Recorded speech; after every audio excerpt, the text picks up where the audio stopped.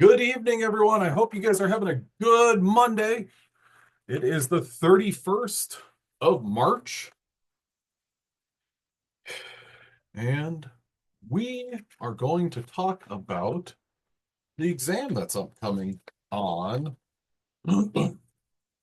Wednesday. Now, what I would like to go ahead and get started with is I'd like to give you some kind of general ideas about the exam so that if you have any questions about that, you're more than welcome to ask them. Also, I have this issue sometimes whenever I go full screen in a PowerPoint, but I haven't yet shared my screen. I tend to kind of drift off into, hey, I'm in full screen mode, but it's not relevant to you guys. So our exam coming up on Wednesday, there's a couple of important details. The first thing that I want to go ahead and mention is that the Zoom is not required. Last time I had the dual proctor system, so Proctorio was doing it, I was doing it as well. And that kind of presented just some challenges that I think that it didn't really benefit you guys and didn't really benefit anyone else. Um, Myself being the anyone else. So it will be administered through Proctorio. Um, I will be on Zoom. I will be on Zoom.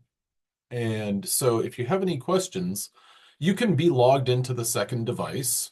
It's totally your call. Um, if you don't really think that you'll have any questions, then don't worry about it.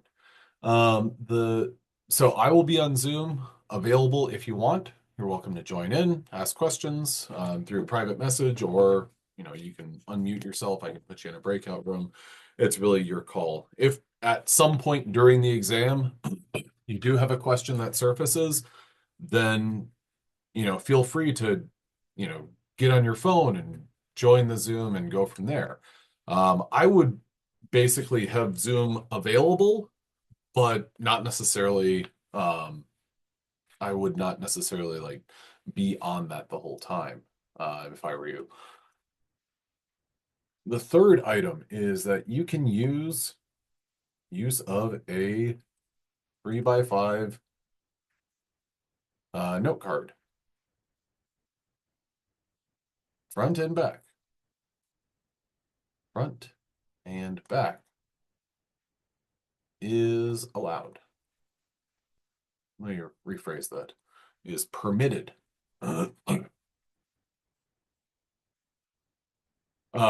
You can put anything and everything that you want on there. So that's kind of a benefit to you guys. I got a message in the chat. Um, yeah, that's fine with me. A 6x5. Let's see. 30, 15. Yeah, that would be, yeah. I was just doing my math. So yeah, 6x5 one-sided is good for me. Um, Next up is the score on this exam.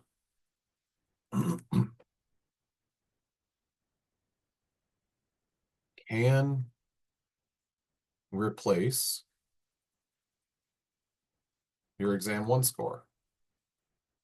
The only reason that I'm qualifying that with can as opposed to will is if you don't perform better, or sorry, as well or better on exam two than you did on exam one, then a lower score on exam two is not going to bring down the score on exam one.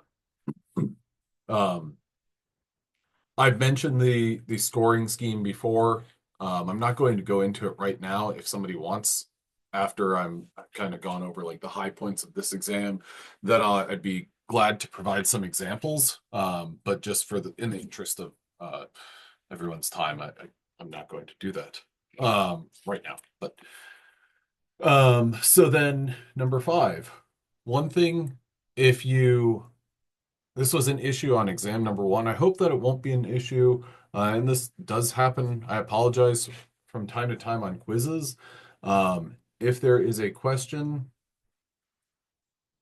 that you read, and if there's a question that I duplicated, or you read it and oh, it's got the right answer both times or two times, um, contact me. And I apologize. There's a question on exam number one that I have to go back and address, but I know that whenever I address that question, I have to change everyone's grades. It's going to bring people's grades up.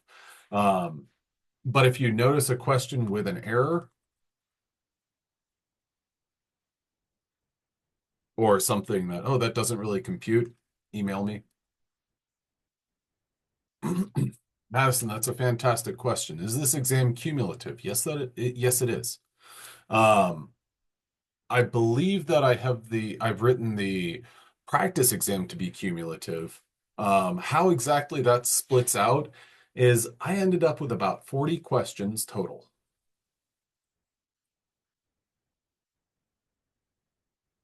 And around 10 of them, I'm going to say roughly 10 are old stuff. That old stuff being exam one. And then the other 30 are kind of the new stuff. So I think those are the big things that I wanted to talk about with respect to kind of the testing period. The last thing is that the exam can be started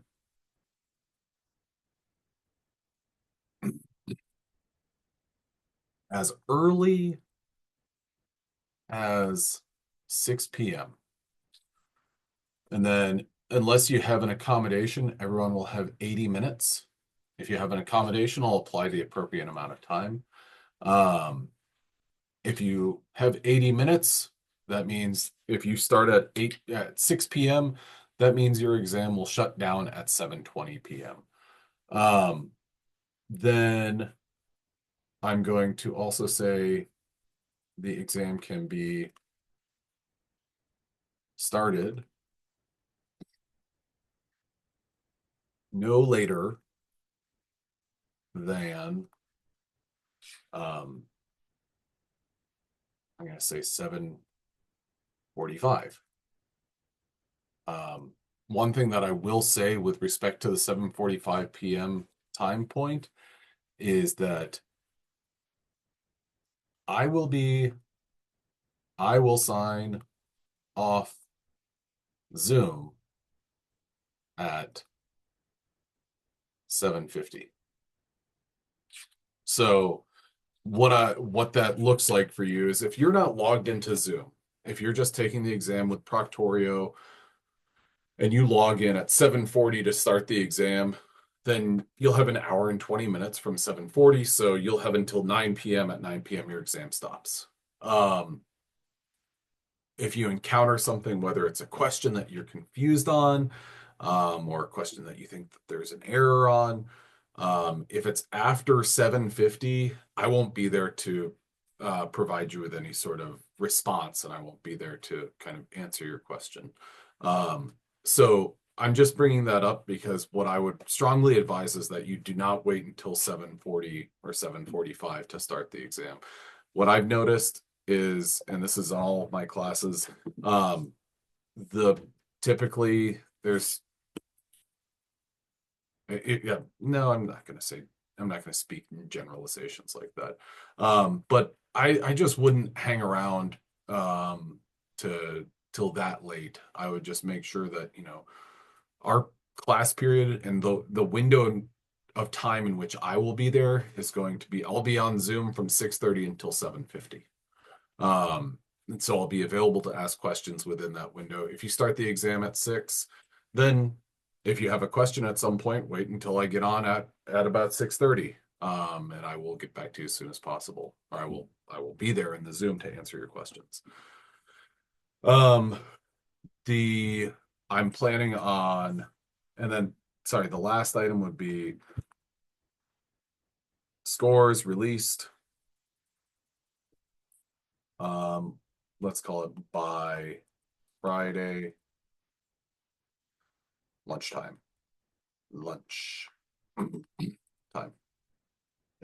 if I get them done earlier than that, I will release them. But I'm not going to release scores and answers until around that time.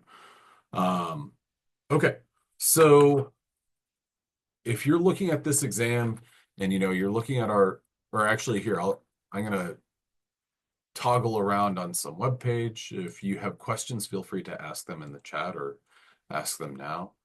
Do we have any bonus points for this exam like we did for exam number 1? I think that we have at least one. I'm gonna put at least one in. But I think that's where we are right now. I think we just ended up with one. Let's see. Okay. So I will put those in, and that will be a part of your grade calculation on Friday. You know what? I feel like 2 is more accurate. So I think it was two bonus points.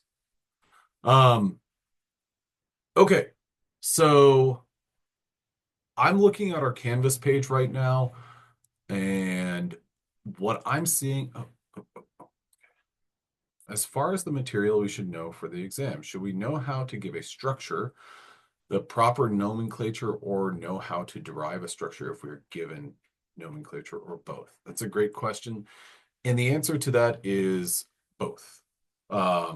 So the question, let me sum it up, is, and if I understand it correctly, will I give you a question where I show a structure and I say, this molecule is blah, and then A, B, C, D are your different answer options. I might also give a name and your different answer options are the structures. So more than likely, you'd be given the question that is, what is this molecule? And then, to narrow your scope a little bit, there's a handful of molecules that I want you to know. For instance, there are 3 disaccharides that I wanted you to know. And then when it comes to monosaccharides, glucose. Is glucose the only monosaccharide? No, it's not, but that's where lots of things focus on, and that's what lots of things are centered around. So I would definitely make sure that I know that. Know glucose, be able to take glucose from its linear form to its cyclic form, the alpha form to the beta form, be able to identify those, know those, and that's going to help you out tremendously. The 3 disaccharides, if I remember, sucrose was one of them, maltose, and I believe lactose. Let me see. This is on, let's see, sucrose, which is glucose and fructose, lactose, which is glucose and galactose, and maltose, which is glucose and glucose. And that is on, I'm looking right now. Just a second. I'm going to share my screen with real quick before I answer the next question. I'm looking at the PDF for day 10 sugars part 2. And that's slide number 10 is where maltose is, lactose, and sucrose. There we go. Thank you. When you say, what is this molecule, do you mean you will give a structure or the name? Chances are I'm going to give the structure, and I'll say, what is the name of this molecule? That's more than likely the sort of question that I'll give you. So those are all big parts. Okay, then let's see. That's not what I'm looking for. That isn't, that isn't, that is. Okay, so yeah, keep the questions coming, y'all. But when you look on our Canvas page, you'll notice that there's a wide range of content that we're covering on this exam. This goes back to monosaccharides, disaccharides, polysaccharides, then glycolysis, pentose phosphate pathway, and gluconeogenesis. Are we allowed a scratch piece of paper again to work out our problems? By all means. Hello, are the structures produced in glycolysis steps we have to be familiar with, or just the names and abbreviations? I do want you to be able to, okay, so let me take a step back. Essentially, this is a question about glycolysis and what's the spectrum of information that you should know. And I see a question. I'm going to get to that in just a second. Um, when it comes to glycolysis, pentose phosphate, and gluconeogenesis, what I would strongly recommend for the question of do I need to know structures? Yes. Now, the next part of that question is, well, do I need to know all of the structures? I would hedge my bets to say no. The reason for that is when we talked about glycolysis, we really focused on a couple of enzymes. Now, that's not to say we only had three enzymes, but there were three really important enzymes. And those enzymes, oh, I am sharing the right thing. Those enzymes were hexokinase, HK/GK. Then we had PFK1, and then PK. Now, those are three big steps, and I'm going to go ahead and answer this other question. Would I say there are math problems so I know to bring a calculator?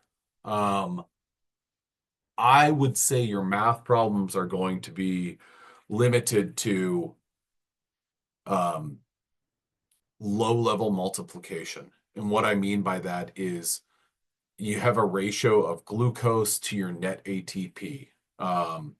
Provided that you can do multiplication of like 3 times 30 and 3 times 18 or something like that, you're probably going to be in good shape. Does it hurt to have a calculator? No, not really. But you're that's kind of the extent of it. Okay, so now back to the question about glycolysis and what do we need to know? What should our priority information or what information should we prioritize?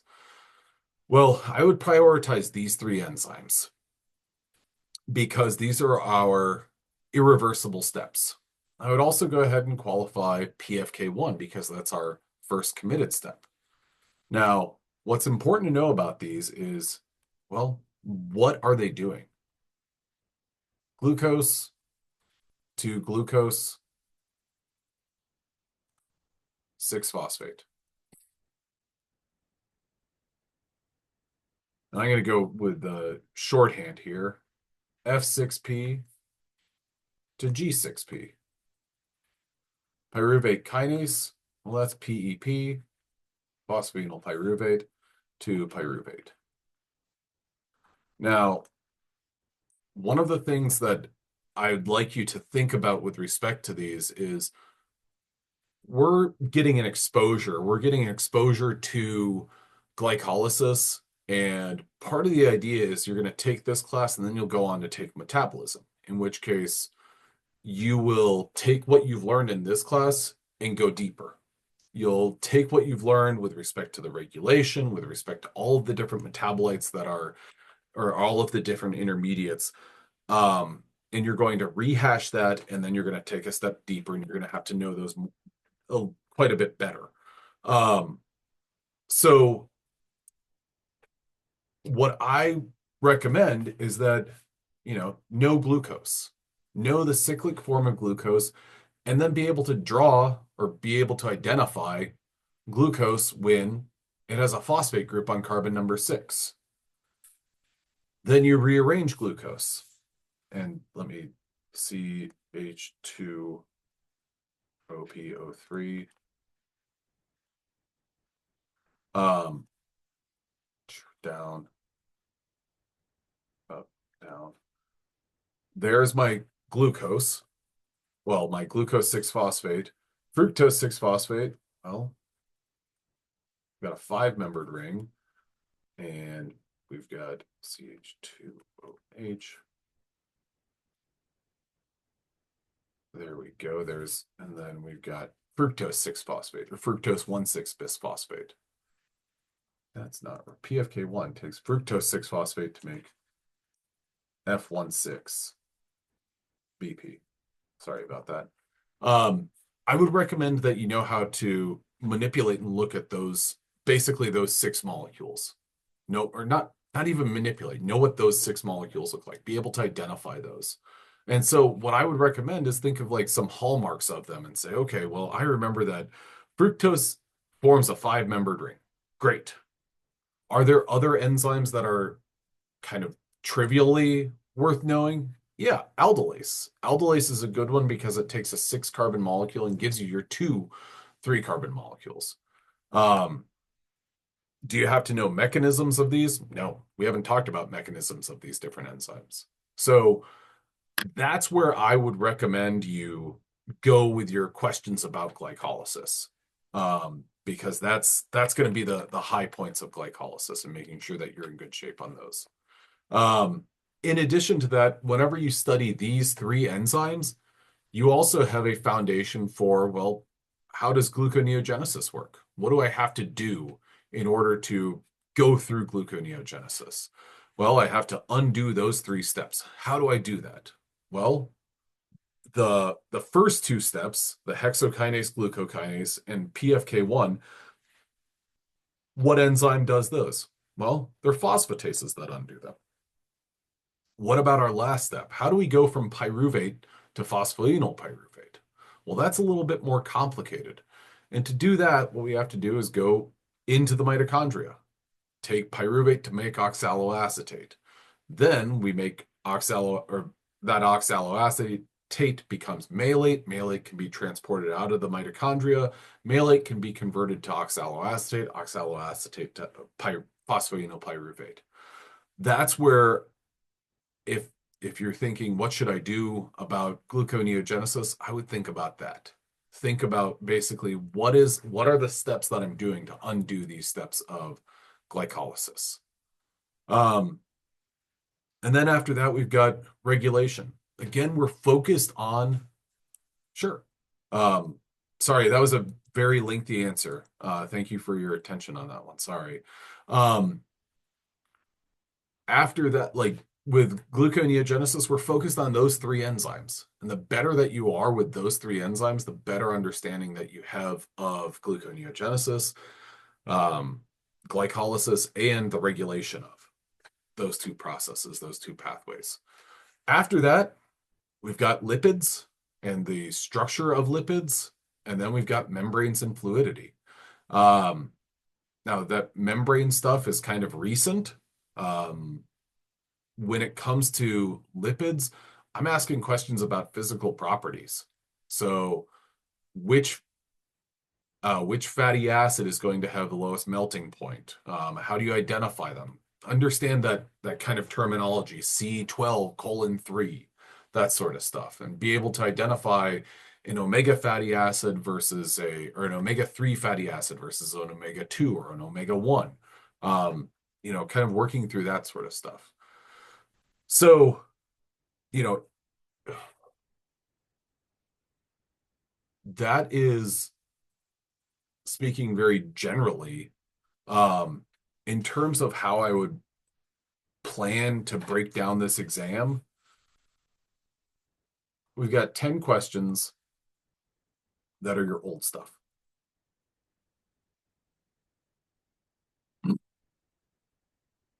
When it comes to those 10 questions of your old stuff, we've got amino acids.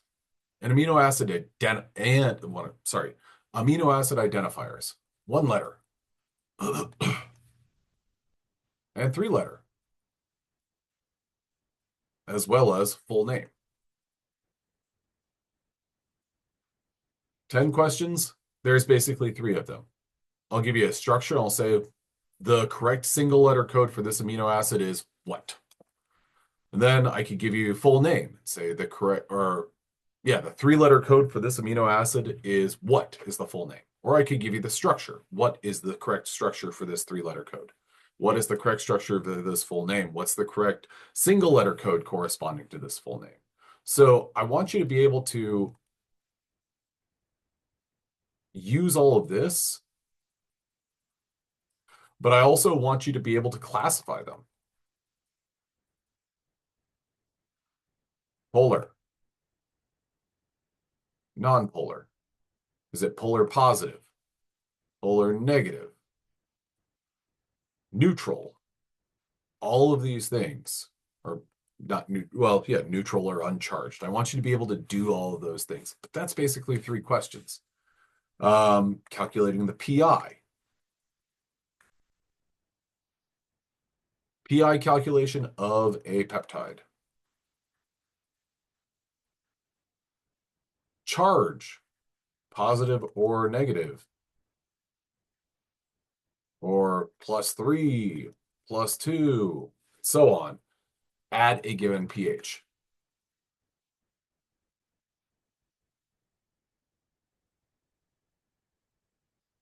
So essentially, that right there that's nearly 6 questions of the so-called old stuff. Is that important stuff? Absolutely. Did I kind of belabor all those points? Absolutely.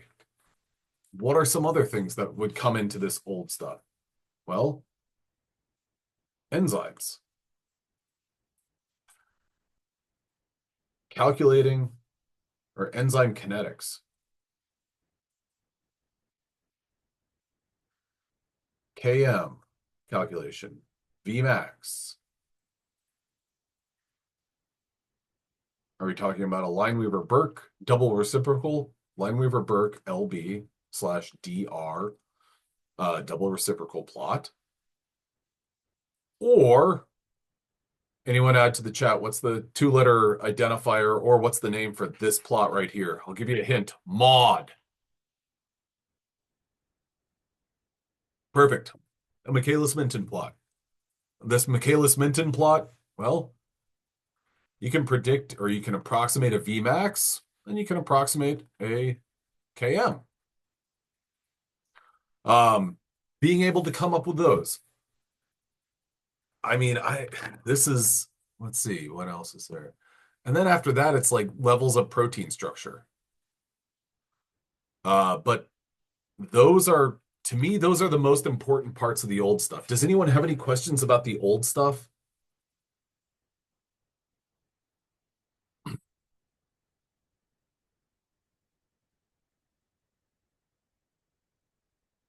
Delightful. If anything comes up about the old stuff, let me know. And I'm happy to meet with you and talk about the old stuff. I like the old stuff. Now for the new stuff, I'm going to go back here and I'm just going to kind of see. Here we go. We're looking at 30 questions. Glycolysis, sugars, gluconeogenesis, pentose phosphate pathway, lipids, membranes, and let me add up here regulation.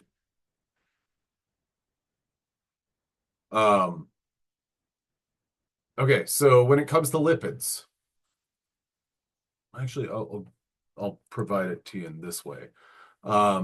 These are basically major topics that drove lectures for a day.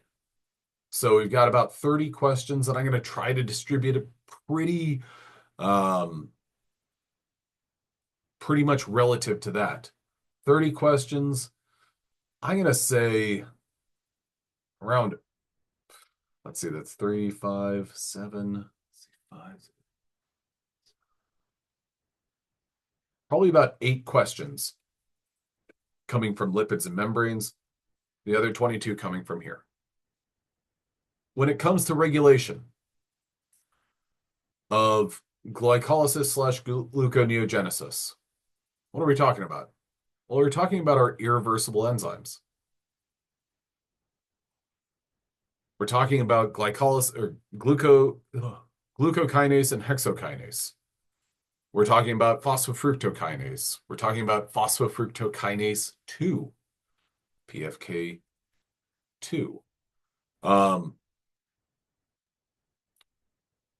PFK2, understanding the role that PFK2 plays, and then interesting details of it. I'm going to add in here, it makes F26BP. What's the enzyme that takes fructose 2,6 bisphosphate and makes fructose 6 phosphate? If you add, there's a bonus point. Perfect. Okay. Yeah, there's a bonus point. So now we're at 3 bonus points. Now my follow-up question. PFK, what's unique about PFK2, phosphofructokinase 2, and fructose 2,6 bisphosphatase? What's unique about those two enzyme activities?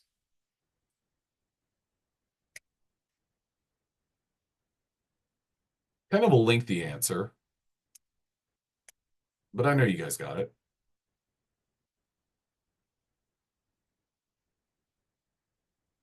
I don't disagree with that, but that doesn't really get where I'm going with those two enzyme activities. Okay.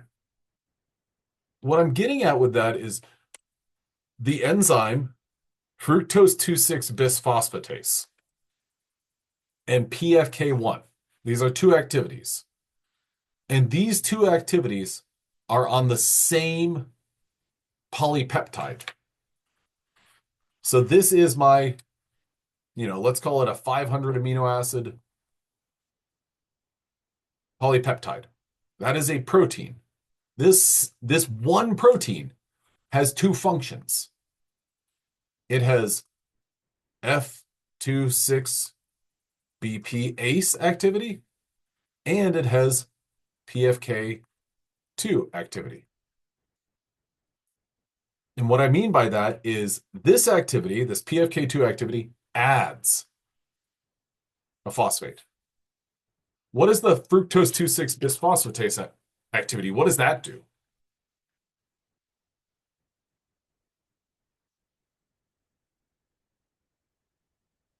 It removes a phosphate. Can I get a Y in the chat if everyone follows what I'm saying there? Okay. Okay, good. That's unique. That's an important thing to keep in mind. And that's pretty cool feature about this. So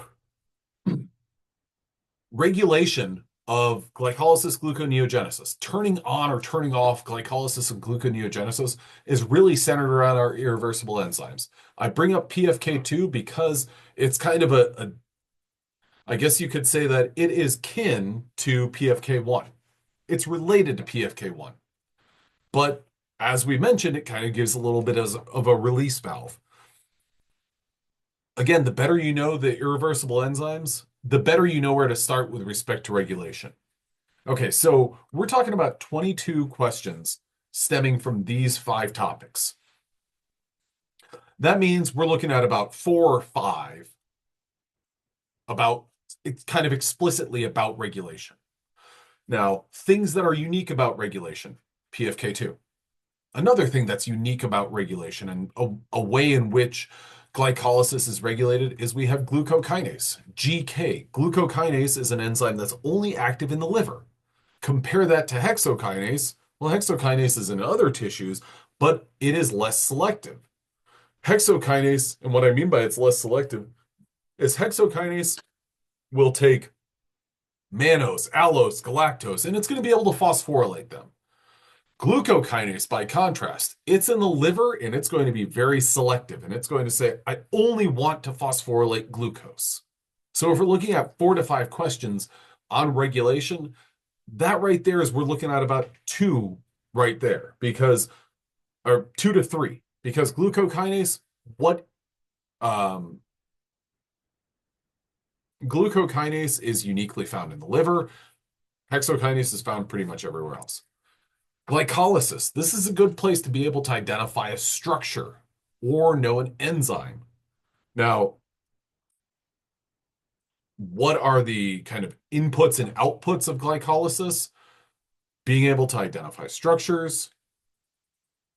That's going to be a good thing to do. Sugars. Well, talked about a couple of disaccharides. We also talked about Oligosaccharides and polysaccharides. This is another good place for structures. Um, what are your base units of structures? And then what are true statements about sugars? For example, glucose. Glucose uses a lot of terminology. Glucose is an aldose. Glucose is a hexose. Therefore, it is an aldohexose. Um, Glucose is, let's see, this also brings up D versus L sugars.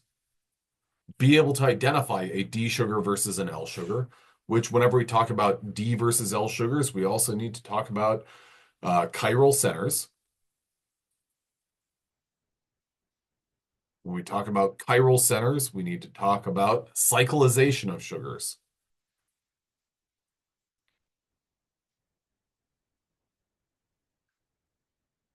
And whenever we have the cyclization of sugars and chiral centers, we talk about alpha versus beta sugars. We also talk about um, hemiacetals as well as acetals and reducing or non-reducing sugars. And I'll say ends. Um, Now, I'm I'm saying these numbers, I'm already kind of thinking there's probably going to be a little bit more emphasis on sugars because that's a lot of content right there. Like this right here, this list, I think I could probably make about 8 questions just from that list. And so that makes me think that there's going to be a little bit more in terms of sugars. Um, Meanwhile, when we go down to the pentose phosphate pathway, that was kind of brief. The important part about pentose phosphate or the pentose phosphate pathway, and I'm looking at this and I'm thinking maybe 2 to 3 questions. The important thing about the pentose phosphate pathway is that it gives you NADPH. In addition to giving you NADPH, or what's significant about NADPH compared to NADH is NADPH is good for biosynthesis. Another thing that's unique about the pentose phosphate pathway is that it plays back into our talk about our irreversible enzymes of glycolysis. Because does anyone remember? Add to the chat and you can go with the acronym. Does anyone remember our starting molecule for the pentose phosphate pathway?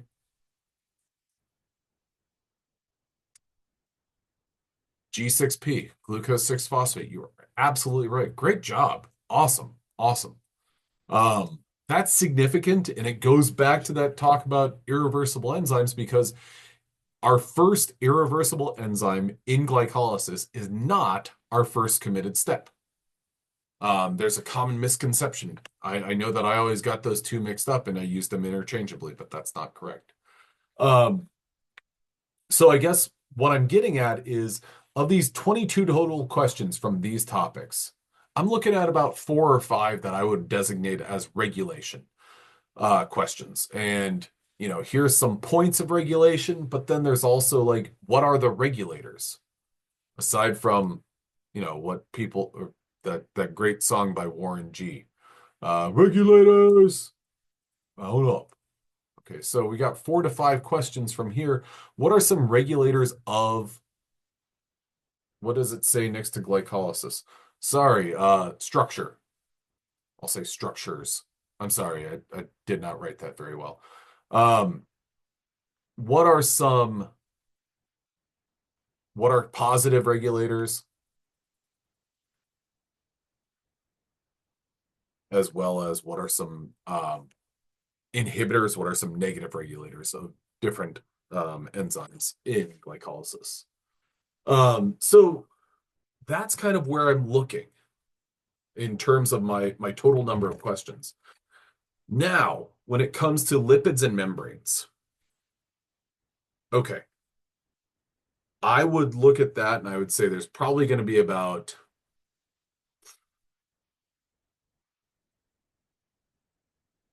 of those 8 questions, I would guess 5 to 6 are pretty explicitly about questions or about lipids, 5 to 6 here, which means about 2 to 3 related to membranes. Now, if there's one thing that we spent a lot of time on with respect to lipids, it's omega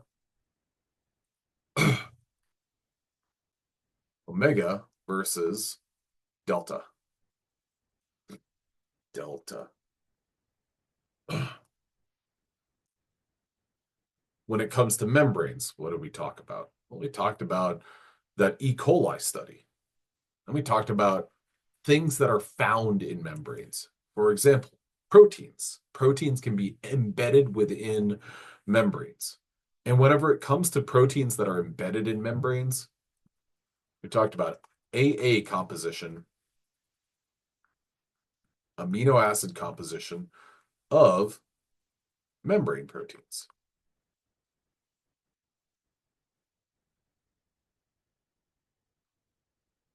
So I would be willing to say there's probably going to be a question or about your E. coli.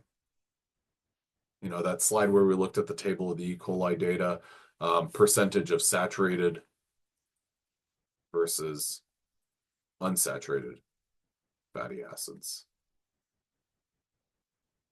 Um, I feel comfortable saying that's absolutely going to be on there. Then when it comes to lipids, we've got nomenclature, we've got identifying the right fatty acid, um, what's a glycerophospholipid, what's a triacylglycerol, um, and then that also kind of brings into play um, what, sorry to kind of thread these things together. Um, we also talked when it comes to gluconeogenesis, what are some of the metabolites that can be input into gluconeogenesis and used to make glucose? So that's kind of like my overall game plan for constructing this exam. Um, 30 questions related to all this stuff, 10 questions related to what I showed on the previous slide, and quite a bit of those are repetitive or not repetitive. Um, quite a bit of these things are what we saw, like look at the old exam in terms of calculating a charge, those sorts of questions. But I'm willing to, or not willing to, that makes it sound, yeah. Um, that's what I've got. That's what I was going to say. I'll take any questions. Nothing on phospholipases. I'm not saying that. That's possible because that I'm happy that you brought that up, and I wasn't like neglecting that and avoiding that. Um, but that's yeah, phospholipases, where do they cut and what do they make? That's a fair question. Um, your emphasis on those would be phospholipase C and D. Where do those cut and what do they produce? Um, any other questions? I don't mind. I'm going to go ahead and stop my record. Well, no, I'm going to keep my recording going. But if you don't have any questions, I hope you have a great afternoon. Email me if you got any questions. Not afternoon. You can have a great evening too. I hope you had a great afternoon. If you've got any questions, please email me and I'll get back to you as soon as possible. Um, and yeah, I hope you have a great evening and thank you very much for coming to class, everyone. And I hope you do well on Wednesday. If you don't join the Zoom, do great. Absolutely. I hope this is helpful. My camera disconnects with movement if I have to show my desk. So is the, yes, it is. Yeah, I can do that. Sure. Thank you. Can you show how we draw the omega structure and alpha RQ maybe? Okay. So, um, Okay, so okay, so I got a question. Office hours. Um, if you propose a time potentially tomorrow, if not tomorrow, then I could probably do something maybe uh Wednesday morning. I know that my office hours are typically scheduled 12:30 to 1:30, but I could do something earlier than that. Just reach out to me and we can figure out a time. I got a question, a private message question that was, can you show how we draw the omega structure and alpha RQ maybe? I'm not really sure what alpha RQ is, but I will show you an omega fatty acid. So I'm going to say, oh, real quick. Sorry. Yes. Me asking the question of what does RQ mean really slowed it down. So the answer to that is no, I guess I can't do an RQ. Oh man, I embarrassed myself. Okay, so a fatty acid. We've got to start out with the acidic part. And I'm going to go ahead. I started to draw a skeletal structure. I'm not going to do that though. C, C, C, C, C, C, C, C, C, C. Okay, so here what we're looking at is this right now is C. Let's see, 1, 2, 3, 4, 5. 1, 2, 3, 4, 5, 6, 7, 8, 9, 10, 11, 12. Okay, so this is a 12 carbon long fatty acid. So this is C12. Now I'm not going to draw any hydrogens. Instead, what I'll do is I'll just imagine that any place that I don't have a double bond, or sorry, I'm going to go ahead and draw one, and then I'll draw a second double bond. Okay, so this is a fatty acid and this is a poly unsaturated. Okay. Okay, are they always going to be double, single, single, double? Yeah, that's the pattern over naturally occurring fatty acids. They follow that double, single, single, double, double pattern. So this would get the notation C12 colon 2. Now, if we denoted this using the omega scheme, so our omega notation is that, it's that's the lowercase omega compared to the uppercase omega. And what we're going to do is we're going to say minus, and we're going to start from the omega end or the methyl end of our fatty acid, which is right here, carbon number 12. And I'm going to say, okay, well, where is my double bond with respect to that carbon? Well, it's not at the first carbon, but it's the second carbon. So omega dash 2, omega dash 2. Now, that is all the information that you get whenever you're drawing an omega fatty acid. It'll be omega minus 2. Now, that's one of the kind of like gatekeeper elements of omega fatty acids because it's almost like you have to have the background knowledge that it is a double, single, single, double pattern. So a double bond followed by two singles followed by a double. That's the pattern that you're going to see in a naturally occurring fatty acid. So the omega minus 2 is because I started, my omega is right here. So my methyl end, that's where I start my numbering. So this is, for the purposes of drawing the omega or identifying where that double bond is, this becomes carbon number 1. This becomes carbon number 2. So my double bond starts at, effectively, carbon number 2 with respect to my methyl end, my omega end. So just because I have this up here, what I'll do is I'll go ahead and write out the delta numbering scheme, C12 colon 2, delta. And in this numbering scheme, I'm going to start from the proper numbering.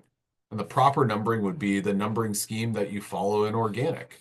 You learn your priority, and your highest priority is this carboxyl end. So that would be delta 7, comma 10.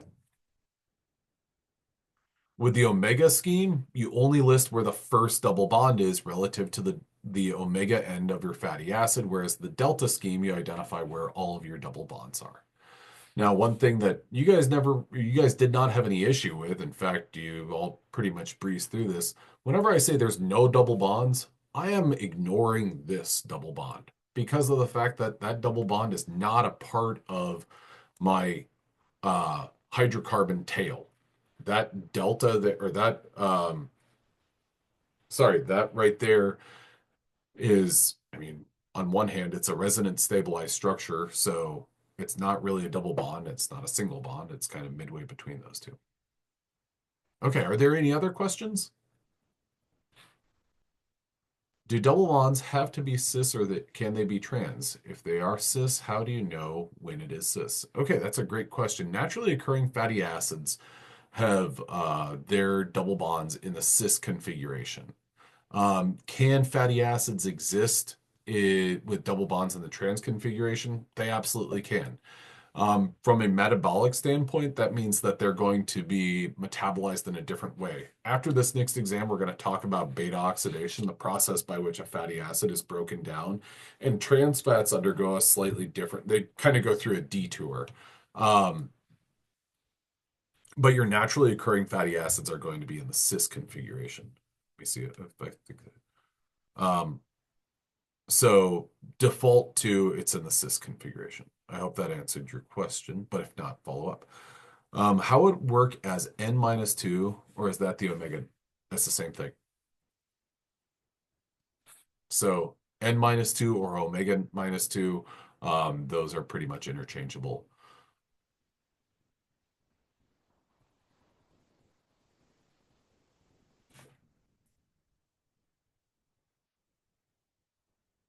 Yes. And so if I were to draw a fatty acid in the trans configuration, well then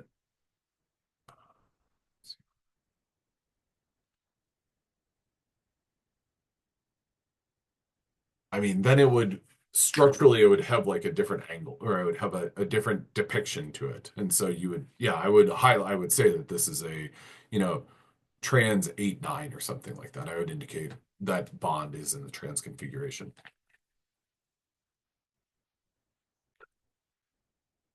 Oh,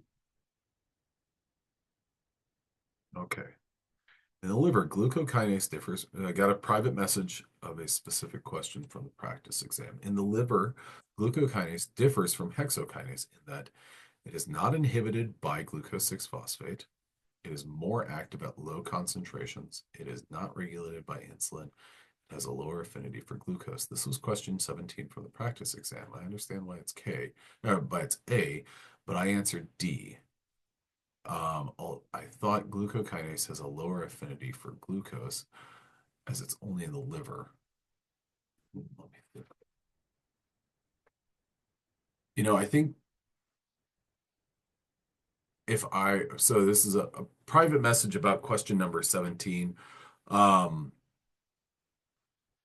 I think that that's a question that I would probably have revised.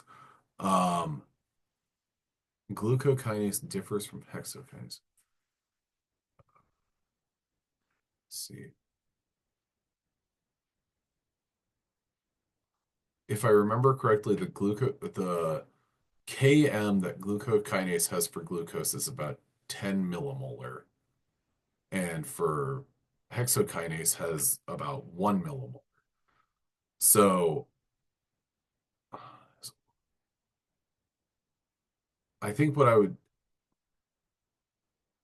so I think that glucokinase does have a lower affinity for glucose than hexokinase does.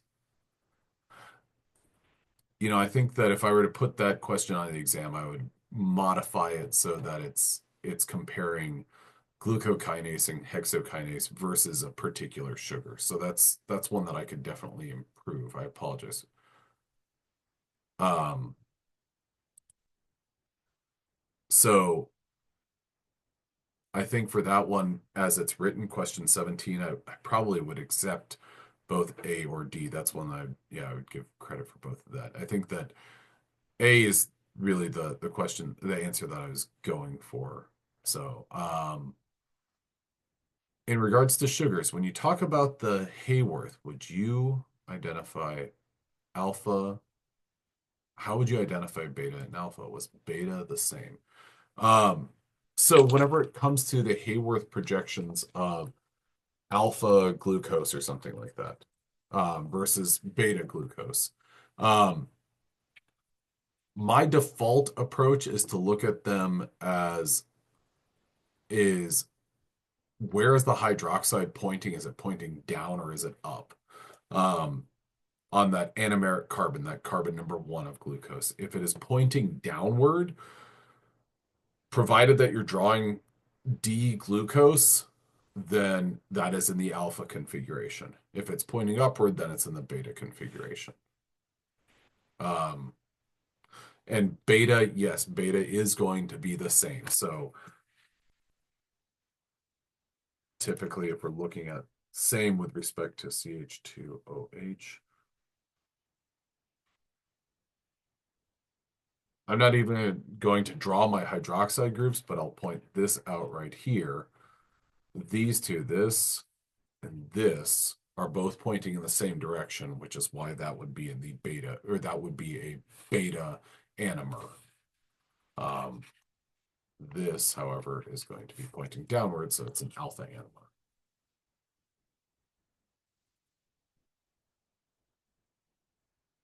Okay. Yeah, absolutely.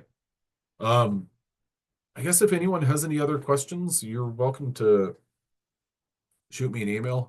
I'm not saying have to wind it down or anything, but we've gone to 9 folks here. So, um, but is that everything?